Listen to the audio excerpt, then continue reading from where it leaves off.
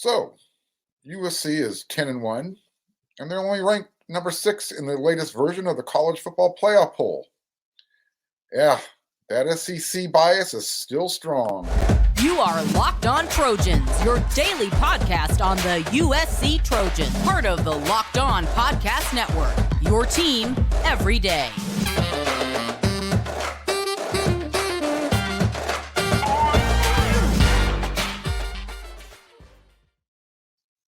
Fight on, everyone. I'm your host, Mark Hulkin, and thank you for making Locked On USC your first listen every day.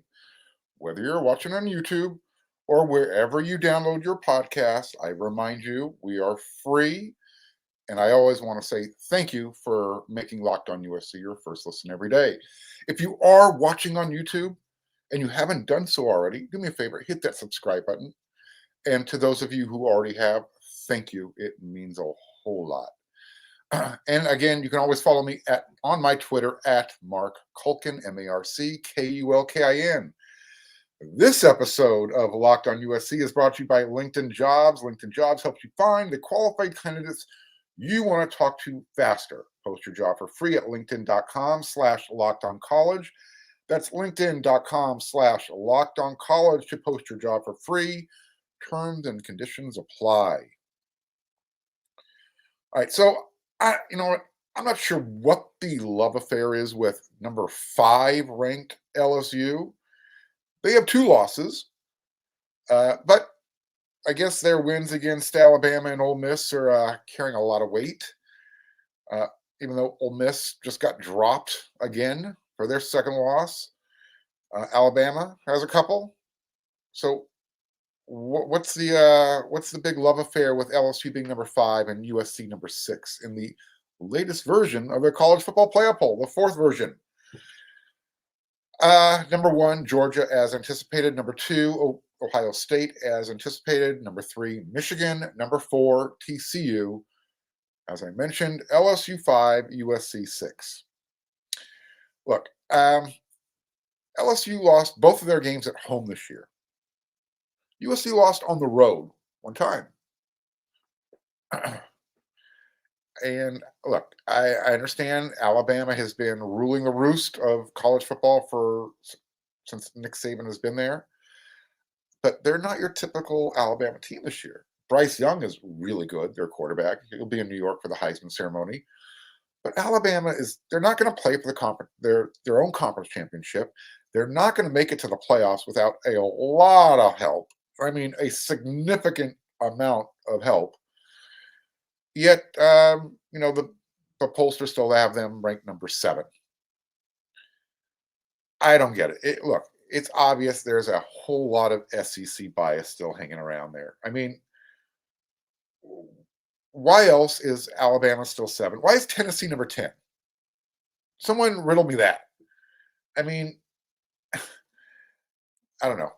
South Carolina literally took Old Smoky up to the top of Rocky Top and did that in Old Yeller style. I mean, they put him to sleep.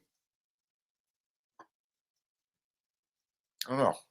Meanwhile, Tennessee is still ranked number 10 in the college football playoff poll. What is that all about? Is that to validate LSU being at number 5? You tell me. USC has 1 loss this year on the road to a highly ranked Utah team. Still. So, I don't know. Look, I suppose if we're looking for how is USC going to get ahead of LSU, let's draw a ladder to USC's path to the playoffs. Okay? I suppose Texas A&M can find some pride this weekend when they play LSU. Doubtful, you never know. Maybe Jimbo Fisher dials it up somehow. I don't know. Otherwise, we're going to have to wait for Georgia to handle their business when they take on LSU in the SEC championship game, which I don't think anybody anticipates LSU beating Georgia. Stranger things have happened. So, again, obviously the SEC bias is very strong when you look at the teams that are still in the top 10 who's going to be playing for the SEC championship and how they can play a role in who else could possibly potentially play in the 4-team playoff. At number 2 and number 3, respectively, you have Ohio State and Michigan. They play each other this weekend. So that game is in Columbus. I understand it's going to be very cold and very wet. No snow, but rain. So weather will definitely play a role in this game. We've seen that Ohio State doesn't particularly play very well offensively in the weather this year. So I guess Michigan has to win, bottom line. Their out-of-conference schedule is just, it's donkey. And there's a 3-letter word for that. Because this is a family show, I won't say it. But yeah, their out-of-conference schedule is not good. And Ohio State, basically, they're resting their laurels on their 21-10 victory over Notre Dame, who was ranked number 15. But that was at the beginning of the season. So, I guess an ugly win could drop Ohio. If Ohio State beats Michigan ugly, they could drop down to number 3 or 4, possibly, right? TCU, they host Iowa State this weekend. Iowa State is pretty good defensively. They're not so good offensively. Being polite about that. But you know what? Matt Campbell, the head coach of the Cyclones, he usually dials up a big win every year. He hasn't had that yet so far. Now, this game is in Dallas, Fort Worth, I guess. The Horned Frogs are hosting. So typically, when the fighting Matt Campbells get that win, it's usually in Ames, Iowa. So I'm not seeing it happen. Maybe it happens when TCU and Kansas State play each other in the Big 12 championship game. Number 6, USC. So let's get to them. They are in the perfect position just to keep winning and then wait just from the fallout from this weekend. Okay. We know that LSU is probably going to beat Texas A&M. We know that TCU should beat Iowa State. We anticipate USC winning at home against Notre Dame, number 15 Notre Dame. USC's number 6, Notre Dame's number 15.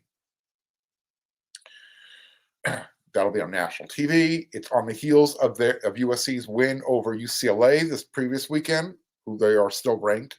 They dropped down to number 18. But at the time, UCLA was ranked number 12. So we know that the loser of Ohio State, Michigan, they're going to play a hot garbage trash team from the west side of the Big Ten Conference, which means there is no quality bump for either one of them to pick up, a good win in their conference championship game. It's just going to be a win. And let's assume it's Iowa. Maybe they can make it a real ugly muckety-muck affair because they're good defensively. Ohio State, they were good defensively against Ohio State for one half. Maybe they can do it for 4 quarters this game. If Iowa is in the conference championship game and Ohio State is. If it's Iowa-Michigan, I ain't watching that. I don't think anybody's watching that game. That could be a real ugly, old-school, 3 yards in a cloud of dust type of Big Ten game. USC, again, they beat Notre Dame. They are already in the Pac-12 conference championship game.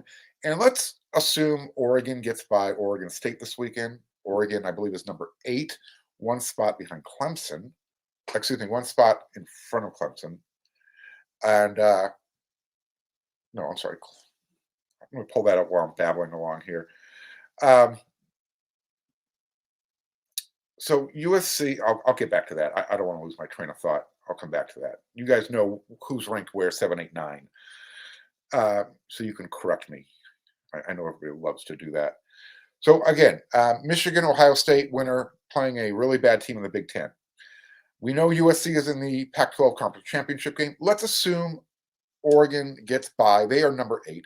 They get by number 21 Oregon State. Okay, so now you've got wherever USC is going to be ranked at that time. It's going to be a top 10 affair. USC wins that. How do you keep them out of the playoffs? And I'm not just talking about that 4 spot. I'm talking about maybe 3 or 2 so they can avoid Georgia. Look, the Pac-12 conference championship game is going to have a higher quality product than the Big Ten, and it's definitely going to be better than Clemson and whomever they're playing in the ACC. I think it's going to be North Carolina. So we know that Notre Dame beat Clemson earlier this year, and hopefully Spencer Rattler still has a little bit more love for his former head coach, Lincoln Riley. Maybe the Gamecocks knock off Clemson this weekend, ending their misery early, so to speak. Otherwise, as I mentioned, North Carolina and Clemson are scheduled to play each other in the ACC Conference Championship game. Earlier, you're making Locked On USC your first listen on Wednesday. I was also on the Locked On National show live while these playoff rankings were coming out. That was on Tuesday, obviously. So while those rankings were being released live, I was on there with Jay Stevens from Locked On Bucknuts, Josh Neighbors from Locked On Big 12. He's the big TCU guy. And then the host of Locked On Pac-12, Spencer McLaughlin. It was interesting. Jay and Josh, when they were asked for, how their teams are coming out, their approach is, we're approaching it from just a win and survive mode. Whereas USC, I told them, hey, you know what? USC is looking at it from a conquer their next opponent and then just play conquest, because nobody anticipated the Trojans being in this position at this point of the season, period. So being number 6, USC is in the perfect spot because the teams ahead of them are going to lose. At least 3 of them are going to lose. You know that Ohio State and Michigan, out of those 2, 1 will lose. You know that LSU is going to lose to Georgia. So, again, it's all there. I'm not concerned about Clemson behind USC. No.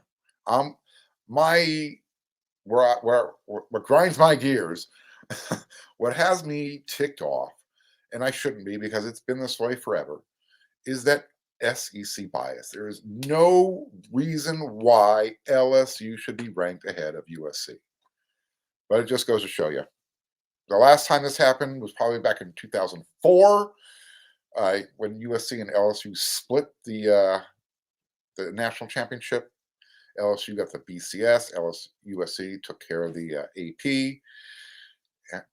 We're in a similar situation. But again, Georgia is going to take care of LSU for USC this year.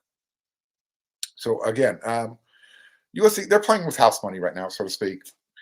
All USC has to do is win, and they will be on their way into the playoffs. There is no way they are going to leave out a 12-1 USC team that their only loss on the road by 1 point to Utah, who is still in the top 15, 16, whatever they're ranked right now in the college football playoffs in that poll. In fact, they're number 14, 1 spot ahead of number 15, Notre Dame. And let's remember, LSU was ahead of USC, and LSU lost at home. USC lost on the road. LSU lost at home to Florida State. So now let's throw in the whole Caleb Williams Heisman angle. Lincoln Riley trying to win his first playoff game. USC going from 4-8 to 12-1. I mean, Hollywood cannot write a better script for college football. So, I mean, look, not having USC in the playoffs or in the postseason national discussion, come up with an analogy. That's kind of like staring at that old Farrah Fawcett Majors poster that didn't have a face. Go look up Farrah Fawcett, 1970s. She was a hottie. It just doesn't look right without USC being a part of that national discussion. And they're there. It feels good. I hope USC fans do appreciate it. I really do. So USC, they keep winning. They're ready for the job. And when you need to hire somebody for a job, you need to head on over to LinkedIn Jobs, because these days every new potential hire can feel like a high stakes wager for your small business. So you want to be 100% certain that you have access to the best qualified candidates available. That's why you have to check out LinkedIn Jobs. LinkedIn Jobs helps you find the right people for your team faster and for free. So one of the nice things I like about LinkedIn is I'm finding a lot of people are looking me up, and I go over there and I kind of look up some old people as well, see what they're doing, see if there's any common interest. But when you go over there and you're you're going over there to hire people. So when you get over there, you want to add your job and the purple hashtag hiring fame to your LinkedIn profile to spread the word that you're hiring. They have simple tools like screening questions that make it easy to focus on candidates with just the right skills and experience so you can quickly prioritize who you'd like to interview and hire. It's why small businesses rate LinkedIn Jobs #1 in delivering quality hires versus the leading competitors. LinkedIn Jobs helps you find the qualified candidates you want to talk to faster. Post your job for free at linkedinjob.com/lockedoncollege. That's linkedin.com/lockedoncollege to post your job for free. Terms and conditions apply. All right, so Wednesday, Locked on USC. Got a little bit of some recruiting information for you here. Some notes of interest. You might want to jot this down or pay attention. So for your full recruiting information, and there's a lot of it kind of going on right now as we get closer to December, head on over to wersc.com. Check it out. We got that $10 VIP subscription special. It'll get you through the end of fall camp 2023. $10. Go get it. And as you know, Scott Schrader, he is the guy to follow when it comes to recruiting. However, here's some things for you guys to note for free. I mentioned in the previous segment that there's a big game in Columbus, Ohio this weekend between Ohio State and Michigan. Well, Ohio State is pretty heavily involved in the recruitment of one particular defensive lineman, but so is USC.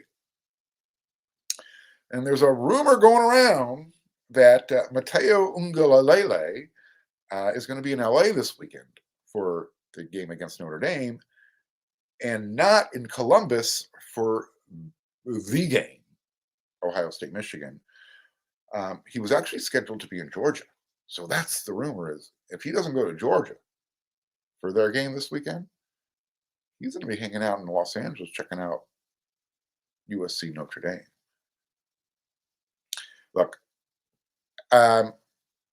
Mateo and USC's defensive line coach, Sean Nua, they have a pretty strong relationship. And I need to remind everybody, Coach Nua is up for the Frank Broyles Award, which is awarded to the top assistant coach in college football. Last year, Sean Nua coached up Aiden Hutchinson over there at Michigan. It's pretty good.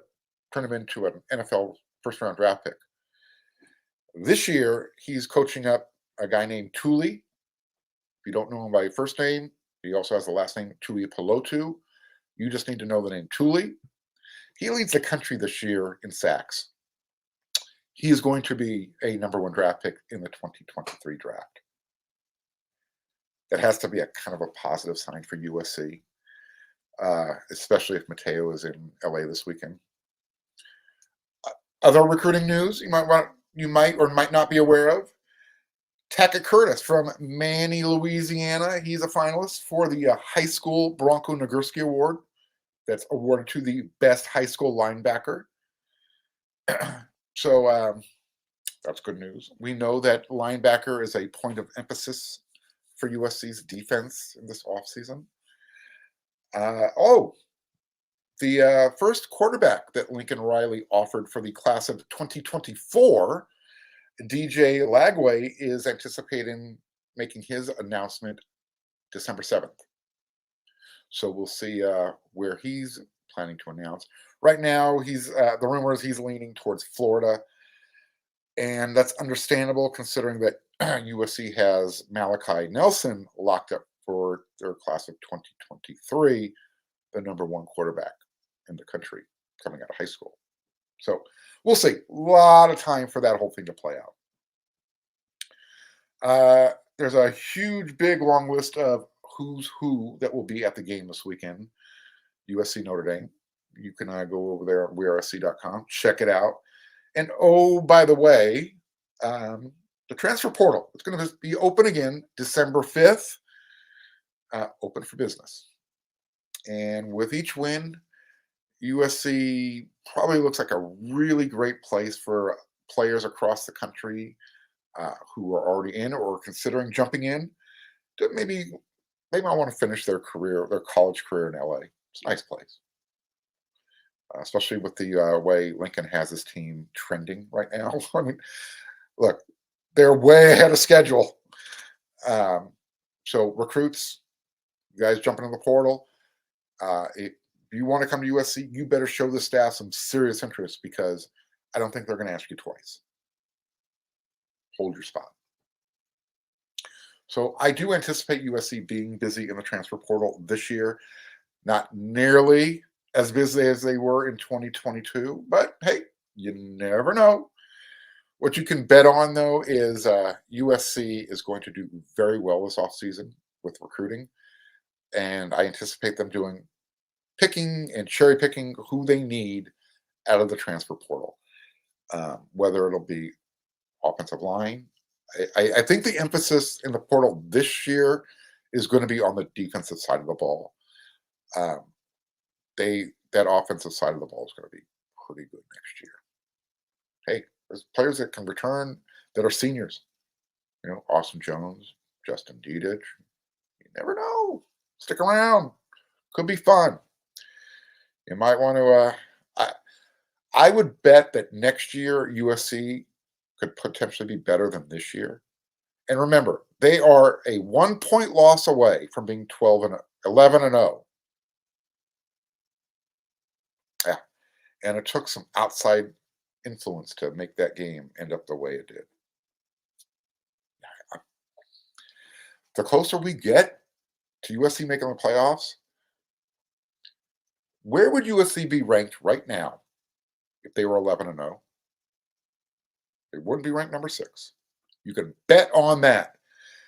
Head on over to betonline.net because they are your number one source for your sports betting info, stats, news, and analysis. You can get all the latest odds and trends for every professional and amateur league out there, from football to basketball to soccer and esports. We've got it all at betonline.net.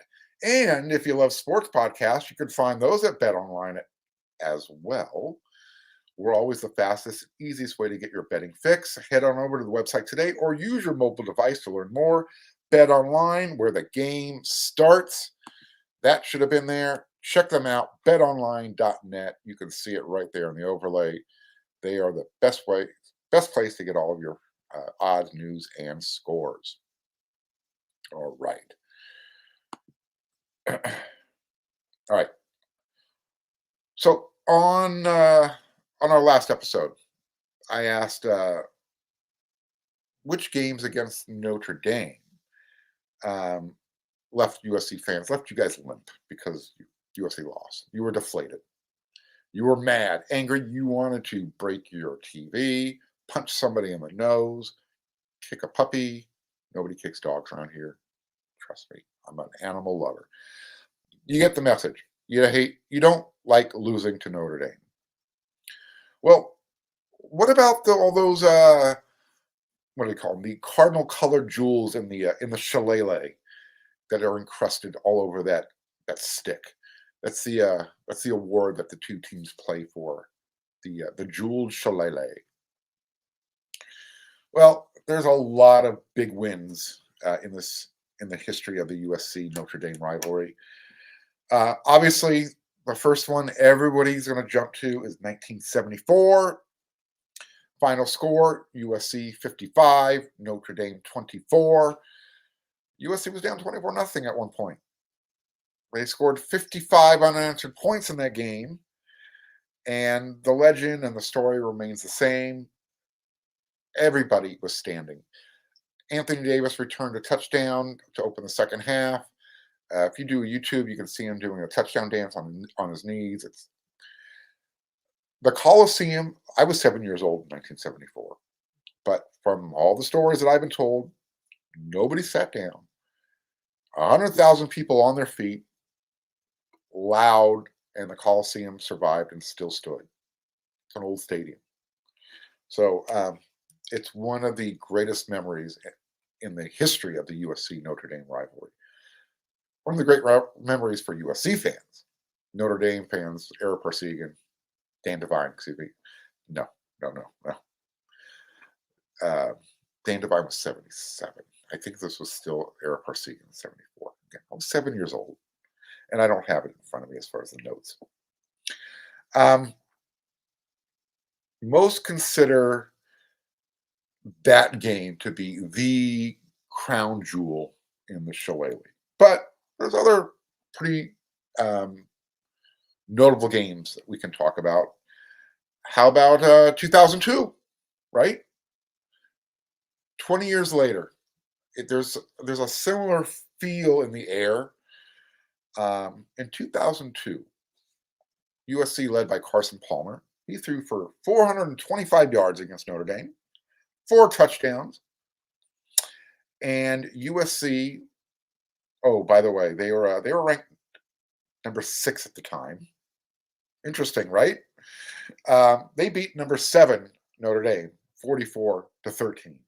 That was the first of 3 straight games that USC knocked off the Irish by 31 points. Oh, and Carson won the Heisman. This would be a good time for USC to knock off Notre Dame by 31 points. It would be that win with a flourish. That common opponent between Ohio State, USC is Notre Dame. Ohio State beat Notre Dame 21-10. I think a convincing win by USC could sway the voters a little bit, especially at the end of the year, right? When Notre Dame is much better than they were at the beginning of the year. So that's one game, and I know I'm kind of conflating, but with the playoffs. But 2002 was a great win for USC. I mean, it led to a Heisman Trophy. How about 1996? The Irish Killer, Mark Cusano. Probably one of, if not my favorite game. It's in the top 2-3. USC was mired in a 13-game winless streak. There was a tie in 1994. So USC trails Notre Dame by 13 wins. Yeah, there's your difference. That streak. Well, in 1996, neither team was good, but this was Lou Holtz's final game against USC, and Mark Cusano knocked down the pass. It ended that frickin' streak. Trojan fans rushed the field. I cried like a baby, and I'm not ashamed to admit it. That streak was over, and it felt really damn good. Oh, by the way, USC won the following year as well in South Bend to make it 2 in a row. So, yeah, Mark Cusano, strong name, MARC. Much love for you. And, of course, I would be remiss. 2005, Bush Push. Enough said. So, what games do you guys, Trojan fans, do you remember that you love, that you will take to your grave, that you want to talk about? Let me know on Twitter. Let me know on YouTube. Talk about it. Get involved. Bring that energy. It's USC Notre Dame. All right, guys. It's a big game this weekend. USC wins. Where are they going to be in next week's playoff? Stay tuned. Until then, everyone, USC fans, Trojan family, you know what to do.